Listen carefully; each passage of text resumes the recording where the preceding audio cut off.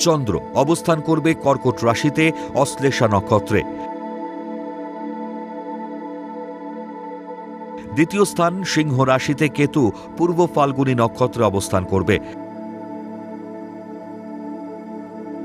তৃতীয় স্থান কন্যা রাশিতে শুক্র উত্তর ফাল্গুনী নক্ষত্রে ও রবি অবস্থান করবে চিত্রা নক্ষত্রে।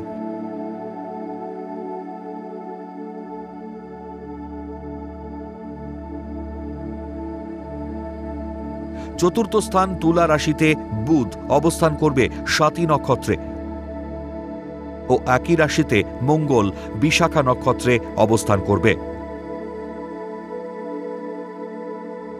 অষ্টম স্থানে রাহু অবস্থান করবে কুম্ভ রাশিতে পূর্ব ভাদ্রপদ নক্ষত্রে।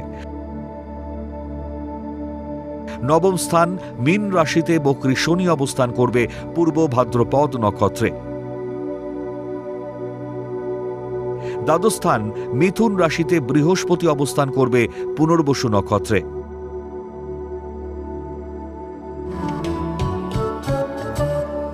আগামীকাল জন্মগ্রহণ করলে রাশি কর্কট, নক্ষত্র অশ্লেষা, তিথি কৃষ্ণা দশমী,